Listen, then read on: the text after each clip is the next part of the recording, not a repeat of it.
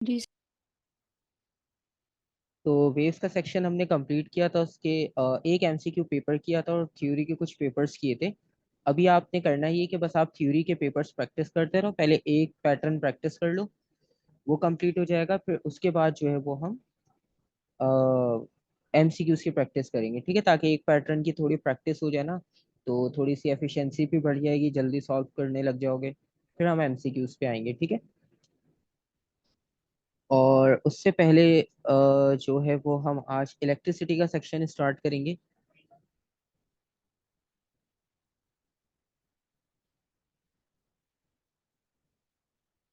अच्छा, इलेक्ट्रिसिटी का सेक्शन जो है वो आपको थोड़ा सा इजी लगेगा शायद वेव्स से, क्योंकि वेव्स में लास्ट में काफी टॉपिक्स ऐसे थे जो बिल्कुल ही नए थे। मतलब वो पहले कभी भी नहीं, आपने बेसिक्स भी नहीं पढ़ा था। लेकिन इलेक्ट्रिसिटी में काफी टॉपिक्स आपको वही पुराने मिलेंगे, बस उनमें से कुछ चीजें एडवांस लेवल की हैं, वो हमने देखनी है। मतलब इलेक्ट्रिसिटी में सबसे पहले आपको पता है कि इलेक्ट्रिक करंट आएगा।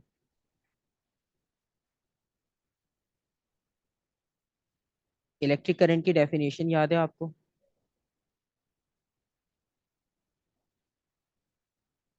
सर इसका फॉर्मूला था ना, I is equal to Q over T, उसको फिर आप जी। फॉर्मूला। तो आप इसको rate of flow of charges कह सकते हो,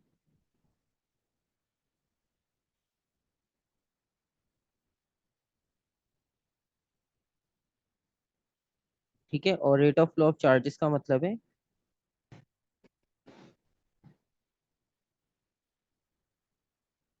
इस equals to Q over T, ठीक है। और उसके अलावा इसमें जो क्यू है, चार्ज, चार्ज का आपको ऐसे यूनिट पता है क्या होता है? कूलम। कूलम्स होगा। और इलेक्ट्रिक करंट का ऐसा यूनिट क्या बनेगा? Ampere. Ampere.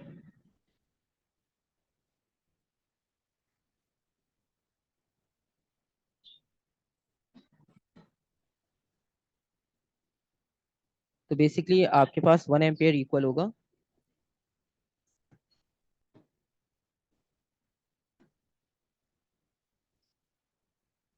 1 coulomb per second, ठीक है।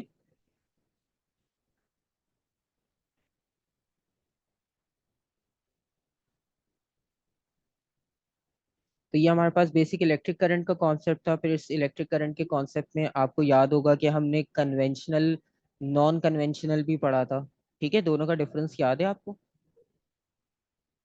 कन्वेंशनल का पॉजिटिव से नेगेटिव, नेगेटिव ठीक है। और नॉन कन्वेंशनल में उसका ऑपोजिट था, ठीक है। अपोजिट।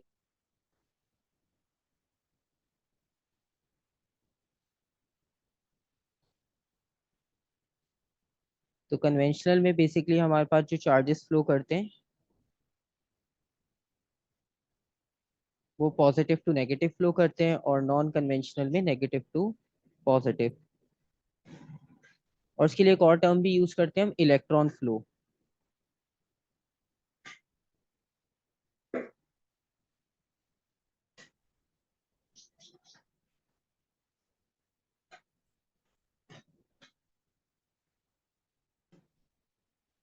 तो नॉन कन्वेंशनल कहा जाए या इलेक्ट्रॉन फ्लो कहा जाए, आपको मीनिंग पता है, सेम ही है।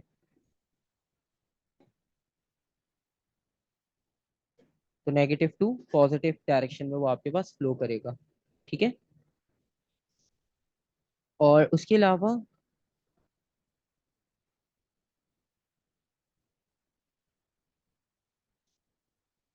हम इसमें आगे जाएंगे तो बेसिक क्वांटिटीज इलेक्ट्रिक करंट की आपको कन्वेंशनल नॉन कन्वेंशनल का पता चल गया। अच्छा, इसके बाद एक इसमें नया कॉन्सेप्ट आएगा, और वो आपके पास ड्रिफ्ट वेलोसिटी या ड्रिफ्ट स्पीड का एक कॉन्सेप्ट है जो बिल्कुल फर्स्ट टाइम है।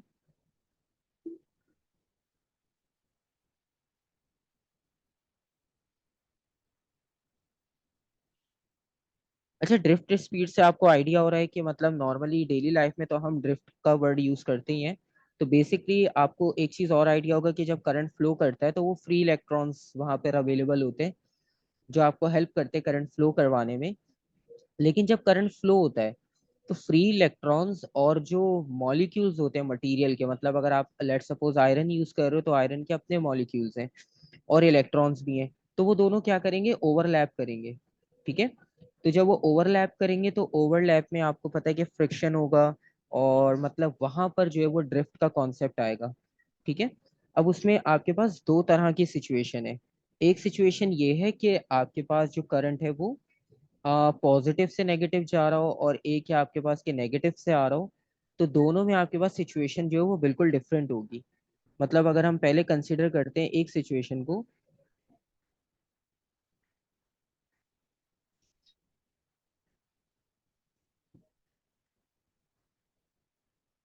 आपके पास जो फर्स्ट सिचुएशन है, फर्स्ट सिचुएशन का मतलब ये है कि लेट्स सपोज हम पॉजिटिव चार्ज कैरियर की बात करें।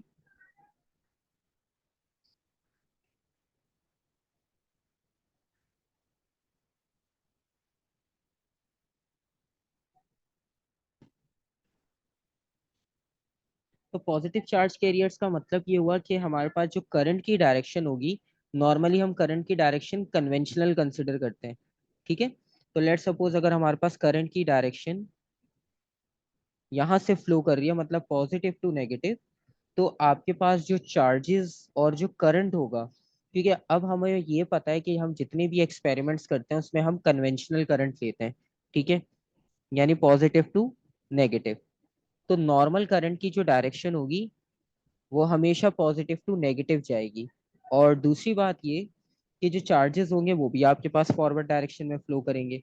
इसका मतलब ये हुआ कि जो आपके पास चार्जेस की स्पीड होगी और जो उनकी डायरेक्शन होगी वो भी सेम होगी फॉरवर्ड डायरेक्शन में। ठीक है।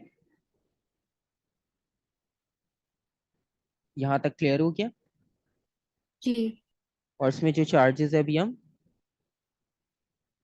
पॉजिटिव कंसिडर कर रहे हैं।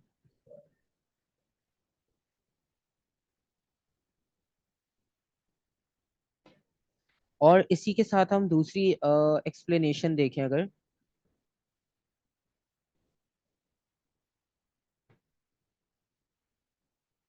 तो दूसरी एक्सप्लेनेशन होगी हमारे पास नेगेटिव चार्ज कैरियर्स की।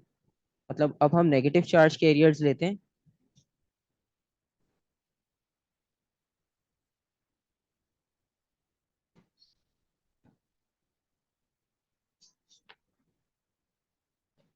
तो नेगेटिव चार्ज कैरियर्स में होगा ये कि आपकी करंट की डायरेक्शन ऑपोजिट हो जाएगी इस बार, क्योंकि करंट तो हमेशा पॉजिटिव टू नेगेटिव फ्लो करेगा कन्वेंशनल, वो हमने डिफाइन कर लिया पहले ही। तो ये तो आपकी करंट की डायरेक्शन हो गई, लेकिन क्योंकि आप नेगेटिव चार्ज कैरियर्स की बात कर रहे हो, तो नेगेटिव चार्ज कैरियर्स की मतलब ये हुआ कि नेगेटिव टू पॉजिटिव जा रहे हैं इस बार। इस बार आपके पास नेगेटिव चार्ज है।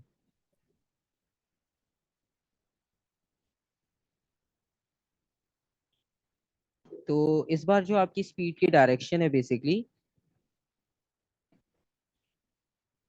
वो राइट की तरफ है। ठीक है। तो आपने फर्स्ट सिचुएशन में देखा करंट और चार्जेस की डायरेक्शन सेम है। ठीक है, positive to negative. Second situation में क्या प्रॉब्लम आई कि आपकी जो करंट की डायरेक्शन है वो बिल्कुल ऑपोजिट हो गई आपके चार्ज की मोशन की डायरेक्शन के। ठीक है। तो बेसिकली अगर हम ड्रिफ्ट स्पीड की बात करें तो इसमें होगा ये कि आपके पास कहीं पे चार्जेस को बहुत ज्यादा रेजिस्टेंस मिलेगी, कहीं पे थोड़ी सी कम मिलेगी। तो बेसिकली जो ड्रिफ्ट स्पीड का कॉन्सेप्ट होगा वो आप ऐसे डिफाइन करोगे,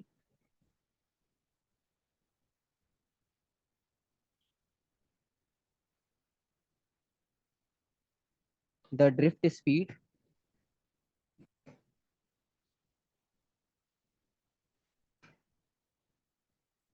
is the average speed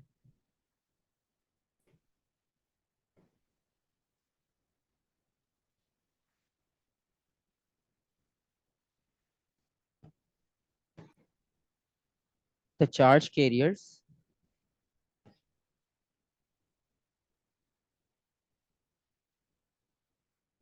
are travelling through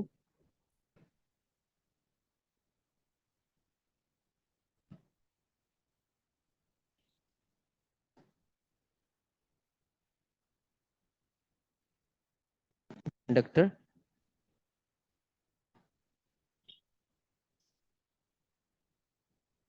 तो बेसिकली जो चार्ज कैरियर्स हैं उनकी जो स्पीड होगी, अब ड्रिफ्ट का आपको कॉन्सेप्ट पता चल गया कि एक में वो सेम है, एक में ऑपोजिट है। तो सेम और ऑपोजिट होने में आपके पास जो भी उनका ओवरऑल स्पीड बनेगी स्टार्ट से लेकर एंड तक की, तो हम उसको कंसिडर करेंगे ड्रिफ्ट स्पीड। ठीक है। अब आपको पता है कि अगर हम कंडक्टर यूज कर रहे हैं तो उसका कुछ ना कुछ क्रॉस सेक्शनल एरिया भी होगा।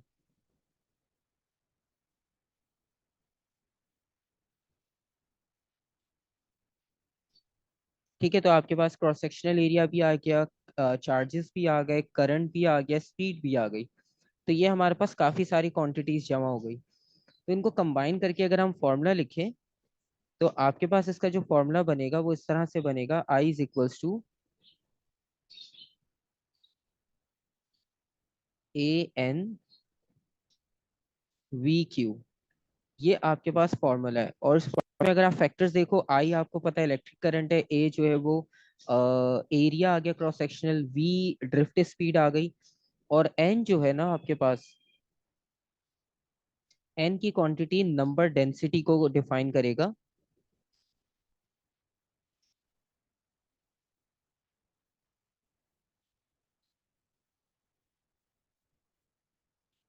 नंबर डेंसिटी का मतलब है जो चार्ज कैरियर्स की हम बात कर रहे हैं, नंबर डेंसिटी,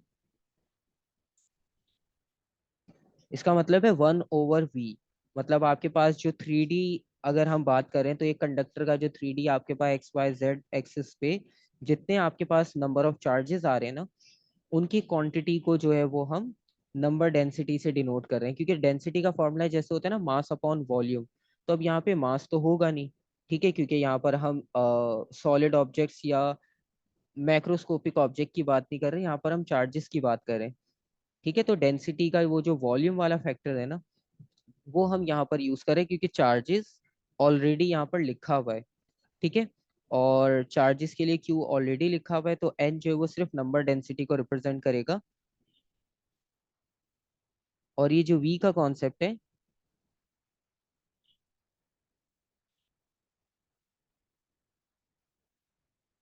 ये ड्रिफ्ट स्पीड को रिप्रेजेंट करेगा। ठीक है, बाकी I electric current, A cross sectional area, Q number of charges. ठीक है, charge of each charge carrier भी आप कह सकते हो। तो ये सिंपल सा एक आपके पास कॉन्सेप्ट है जो बिल्कुल न्यू है आपके पास इस चैप्टर में। ठीक है, इसमें कोई कंफ्यूजन? नहीं सर। ठीक है, अब आप इसको चाहो तो ऐसे भी कह सकते हो, क्योंकि इक्वेशन की लेफ्ट साइड पे करंट लिखा हुआ है, तो आप इसको ऐसे भी कह सकते हो कि current in a current carrying conductor, क्योंकि एक कंडक्टर में जो करंट फ्लो हो रहा है, तो अगर उसकी वैल्यू वो आपसे पूछे तो आप वो भी कैलकुलेट कर सकते हो।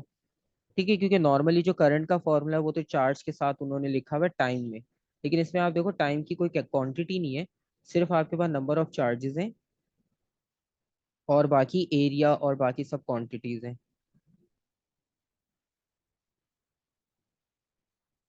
तो ये आपके पास बस इसमें डिफरेंट है, इस वजह से आपके पास फॉर्मूला भी डिफरेंट हो गया।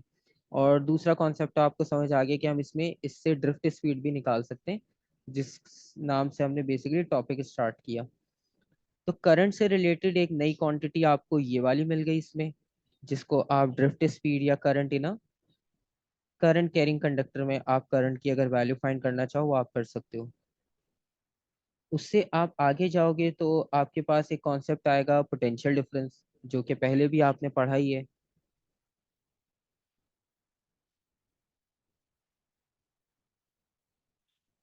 अच्छा, पोटेंशियल डिफरेंस और ईएमएफ में क्या डिफरेंस था? सर एक थ्रू कंपोनेंट होता है और एक थ्रू सोर्स। यस। सर एक ही बात नहीं, कंपोनेंट और लाइक पूरा। हाँ देखो, अब कंपोनेंट का मतलब ये कि एक अगर हमने सर्किट बनाते हैं पहले, फिर हम दोनों को डिफरेंशिएट कर लेंगे उसी से। अगर लेट्स सपोज हम एक सर्किट में एक बैटरी कनेक्ट करते हैं और एक लैंप लगाते हैं सिर्फ,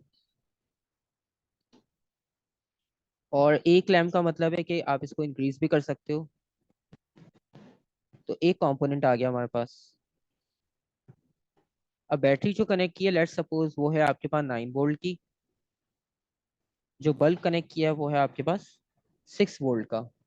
ठीक है, तो बेसिकली जब चार्जेस मूव करना शुरू करेंगे पॉजिटिव से नेगेटिव की तरफ, तो 9 वोल्ट आपकी तरफ से मिल रहे हैं उस लैंप को, जिसमें से 6 वोल्ट वो कंज्यूम करेगा और बाकी पीछे कितने रह जाएंगे, 3 वोल्ट।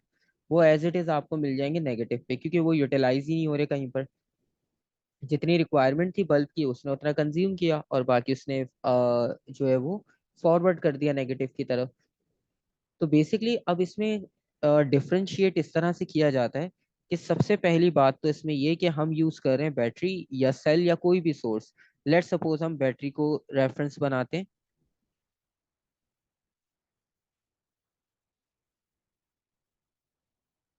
हमने यूज की बैटरी।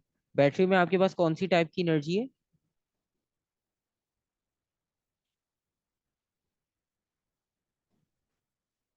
Chemical energy.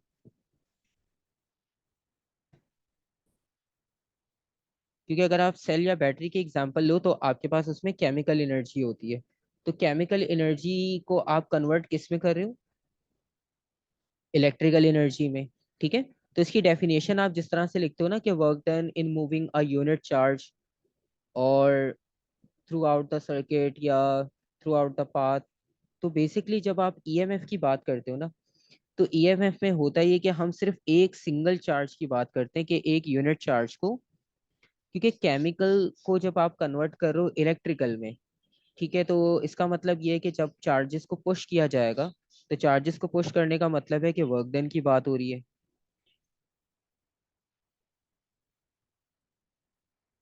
और वर्क डन में आपके पास फोर्स डिस्प्लेसमेंट दोनों चीजें। अब फोर्स उसको कैसे मिल रही है? केमिकल से। केमिकल एनर्जी को इलेक्ट्रिकल में कन्वर्ट कर रहे हैं, तो बेसिकली वो उसे वो पुश प्रोवाइड कर रहा है जो उस चार्ज को एक चाहिए मूव करने के लिए। और जो डिस्टेंस कवर करेगा तो जाहिर सी बात है वो कंबाइन होकर वर्क डन बनेगा। तो तभी हम इसको डिफाइन करते हैं work done in moving a unit charge. ठीक है। लेकिन आपके पास जब तक एनर्जी की बात थी ना, कि कितनी अमाउंट ऑफ एनर्जी आप यूज कर रहे हो या प्रोवाइड कर रहे हो एक चार्ज को मूव करवाने के लिए, तब तक का कॉन्सेप्ट होता है आपके पास ईएमएफ। ठीक है।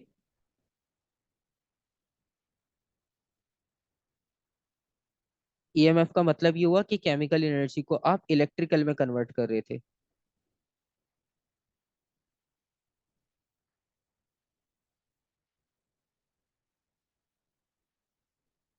लेकिन जब आप पूरे सर्किट को इन्वॉल्व करोगे, अब देखो ईएमएफ में हमने लैंप की बात ही नहीं की।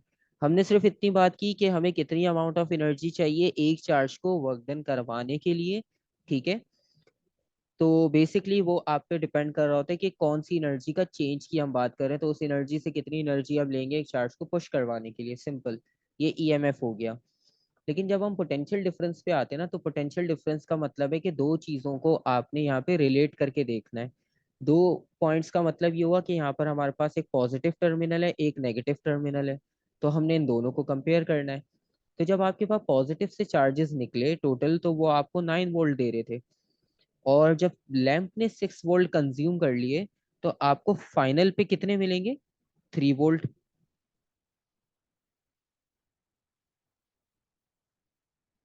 तो बेसिकली 9 - 3 जब आप करोगे, तो इसका मतलब ये हुआ कि 6 वोल्ट कंज्यूम हुए, और 3 वोल्ट जो है वो आपके पास आपको नेगेटिव टर्मिनल पे मिल रहे हैं।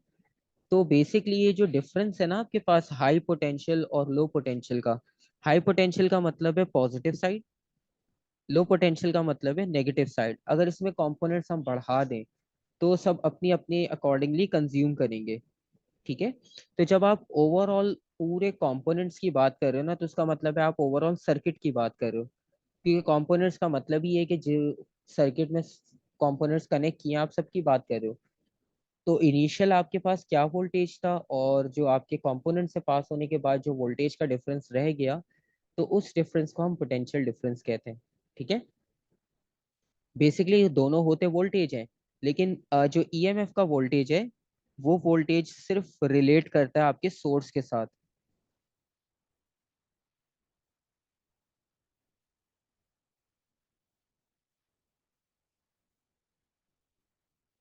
और जो आपके पास पोटेंशियल डिफरेंस है ना, पोटेंशियल डिफरेंस का जो वोल्टेज होता है वो रिलेट करता है आपके पूरे ओवरऑल सर्किट के साथ, या सारे कंपोनेंट्स के साथ।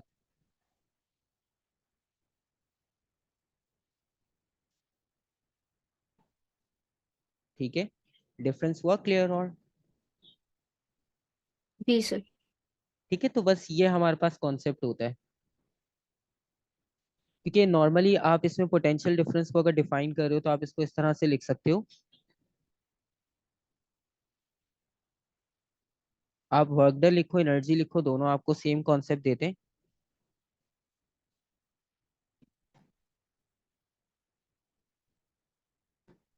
एनर्जी ट्रांसफर्ड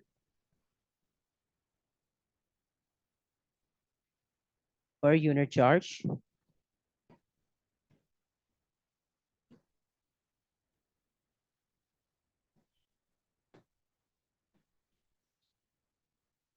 flowing from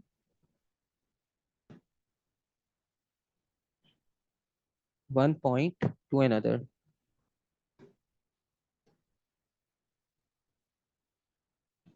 ठीक हो गया। और एसआई यूनिट्स तो आपको पता ही है, इसका वोल्ट होता है, दोनों एसआई यूनिट और सिंबल दोनों वी से लिखे जाते हैं।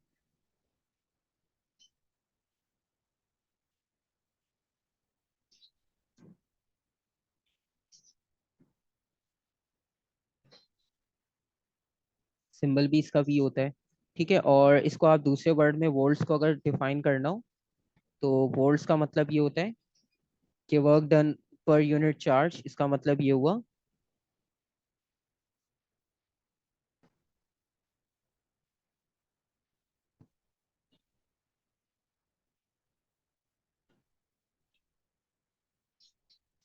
डन पर यूनिट चार्ज का मतलब हुआ जूल्स पर कूलम।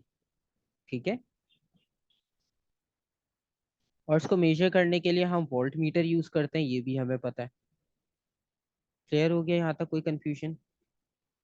नहीं सर। और अब आपने जब work done per unit charge की बात की है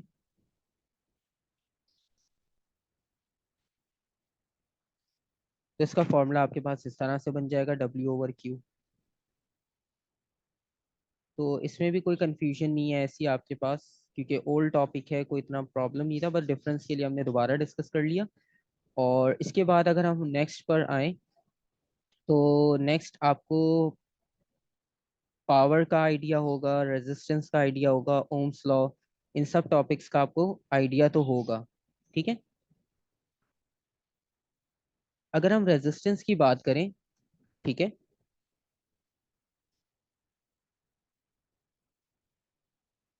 ईएमएफ भी हम डिस्कस करेंगे, लेकिन ईएमएफ के साथ एक और टॉपिक इस बार लिंक है, तो उसको हम सेपरेट उसमें डिस्कस करेंगे। ठीक है,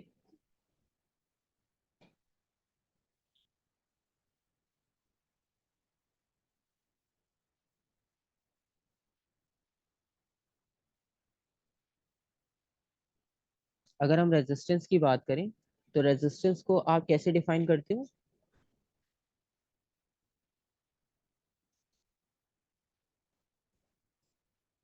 कोई डेफिनेशन या कॉन्सेप्ट याद आ रहा है आपको रेजिस्टेंस से रिलेटेड? फिर जो करंट ऑफ जो चार्ज बेसिकली रेजिस्ट हो रहा है एक मटेरियल के थ्रू ठीक। जाने के लिए। ठीक है, तो एक आपके पास कॉन्सेप्चुअल हम इसको ऐसे डिफाइन करते हैं कि जो आपके पास रेजिस्टेंस आपको मिल रही है आपके चार्जेस को फ्लो करने में, जो उनके पाथ में हिंड्रेंस आ रही है, तो उसको हम रेजिस्टेंस कहते हैं। ठीक है, ये हमारा कॉन्सेप्ट इस तरह से क्लियर है। और अगर साइंटिफिक इसको बहुत सिंपल लिखना हो तो हम इसको लिख सकते हैं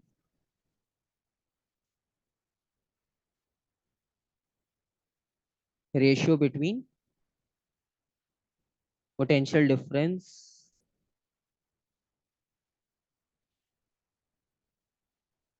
एंड इलेक्ट्रिक करंट।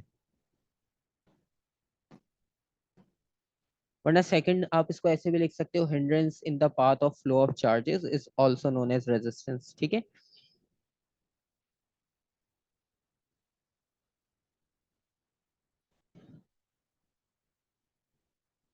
ठीक है, अभी हम ओम्स लॉ की बात नहीं कर रहे, क्योंकि इसमें चीजें मुझे पता है आपको आइडिया है सब चीजों का थोड़ा थोड़ा। ओम्स लॉ बस एक बार रिवाइज करने की जरूरत होगी थोड़ी बहुत। अब इसमें जो न्यू कॉन्सेप्ट है ना, पहले हम वो डिस्कस करने की कोशिश कर रहे हैं, ताकि बाकी चीजें तो आप रिवाइज कर लोगे। अब इसमें आपको एक चीज याद होगी कि रेजिस्टेंस का पहले ऐसा यूनिट वगैरह लिख लेते हैं, फिर हम इसके आगे देखते हैं।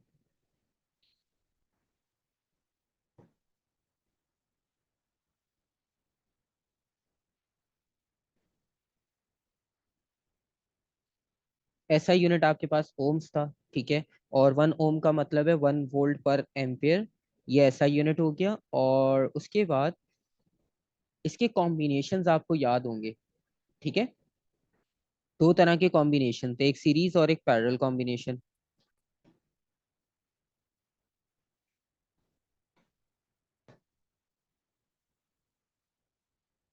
अच्छा, सीरीज कॉम्बिनेशन का मतलब ये हुआ कि एंड टू एंड कनेक्शन होते हैं, एक के साथ दूसरा आप कनेक्ट करते जाओ।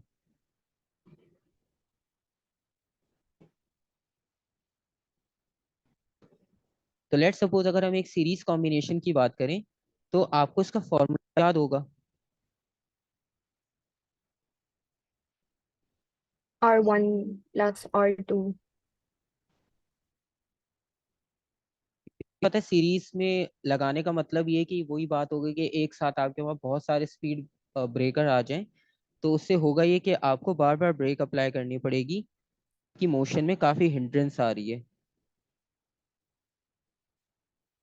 तो आप सिंपल इस फॉर्मूला में तीनों चीजें ऐड अप कर लेते हो,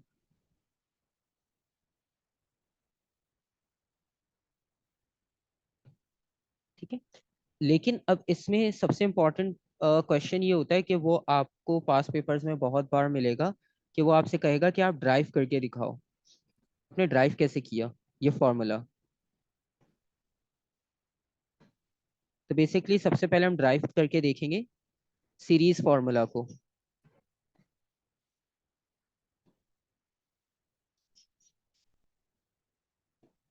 इसको हम ड्राइव करके देखते हैं सबसे पहले। अच्छा, ड्राइव करने से पहले इसमें दो इंपॉर्टेंट चीजें अगर आपको पता हो तो आपको डेरिवेशन का स्टेप इजी क्लियर हो जाएगा कि करना कैसे। सीरीज कॉम्बिनेशन में अगर हम बात करें करंट और वोल्टेज की, क्योंकि रेजिस्टेंस की बात हो रही है तो वोल्टेज और करंट आपके पास इंपॉर्टेंट है।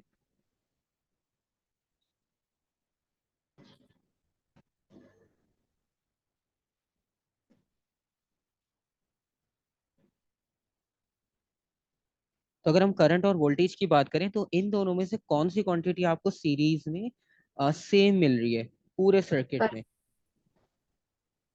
Current current. करंट सेम मिल रहा है क्योंकि पाथ एक है, करंट की वैल्यू सेम रहेगी।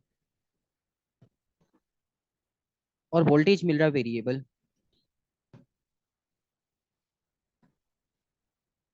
तो अगर आपको वोल्टेज फाइंड करना हो ओवरऑल तो आप कैसे फाइंड आउट करोगे।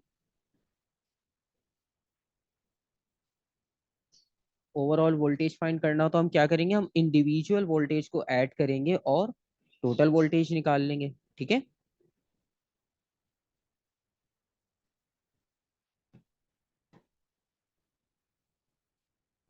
तो ये हमारा मेन आइडिया है कि हम अगर वोल्टेज से स्टार्ट करते हैं और वोल्टेज हमने फाइंड आउट करना हो तो हम इंडिविजुअल वोल्टेज ऐड करते जाएंगे और आपको टोटल वोल्टेज मिल जाएगा, ठीक है।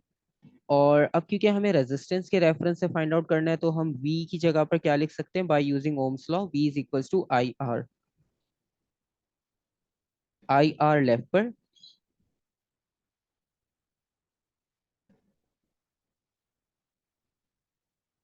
और सब इंडिविजुअल वोल्टेज की वैल्यूज भी आ जाएंगी।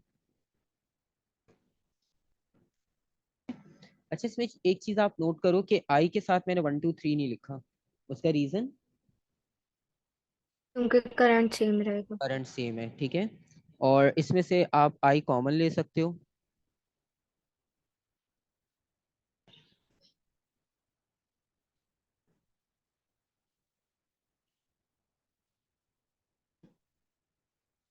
आई की वैल्यू कैंसिल आउट हो जाएगी दोनों साइड से, तो आपको फाइनल रिजल्ट वही मिलेगा जो फॉर्मूला है।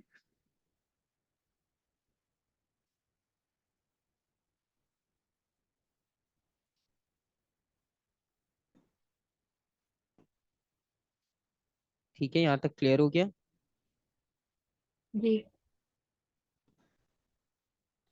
और इसी तरह से हमारे पास ड्राइव करने के लिए जो है वो पैरेलल कॉम्बिनेशन का भी फॉर्मूला था, ठीक है। तो हम पैरेलल को भी ड्राइव कर लेते हैं साथ।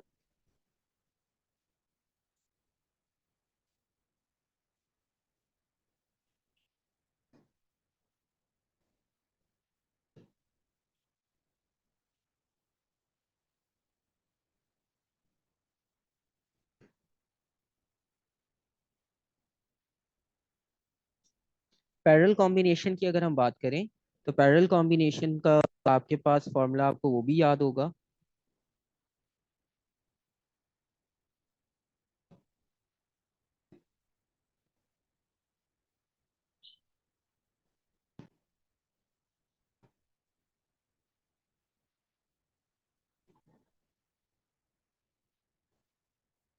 पैरेलल कॉम्बिनेशन में रेसिप्रोकल किया था हमने बस फॉर्मूला को।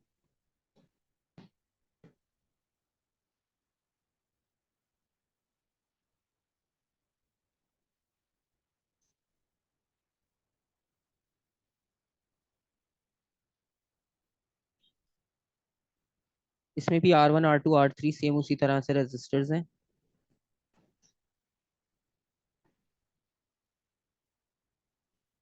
तो आपके पास इसमें आप फॉर्मूला फिर से ड्राइव करना है, तो ड्राइव करने से पहले आपको दोबारा चेक करना होगा करंट सेम है या वोल्टेज।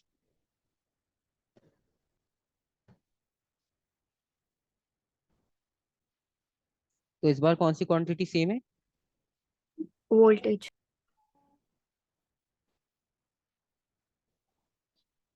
वोल्टेज।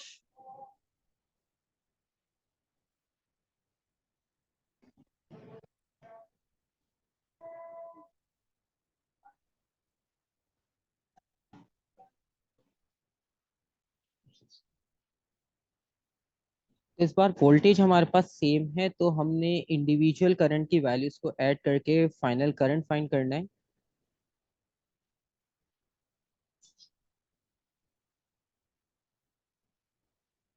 और दोबारा से हम ओम्स लॉ का रेफरेंस अगर लेते हैं तो ओम्स लॉ के रेफरेंस से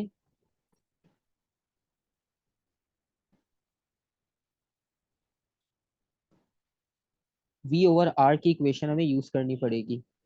और R की इक्वेशन यूज करते हैं।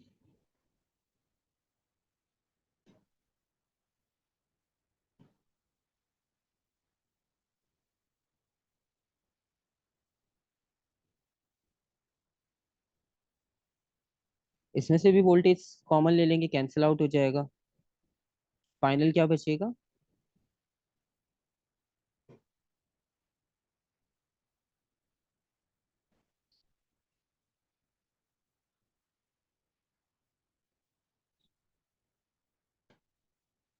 ठीक है।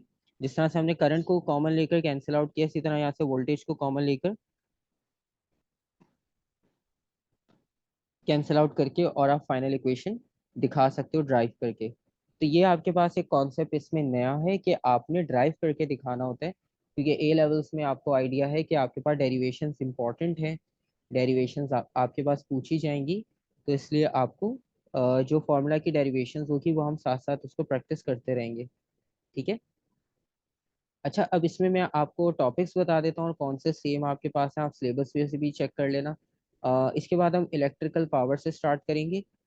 ठीक है। ओम्स लॉ वही सेम आएगा पुराने ओल्ड, उसका ग्राफिकल रिप्रेजेंटेशन, और उसके साथ फिर फिलामेंट, रेजिस्टर, थर्मिस्टर और डायोड, ये फैक्टर्स थे। फिर हमने एक टॉपिक किया था रेजिस्टिविटी का। रेजिस्टिविटी के फैक्टर्स थे R is equals to rho L upon A. तो ये टॉपिक्स हैं आपके पास इलेक्ट्रिसिटी के फर्स्ट चैप्टर में।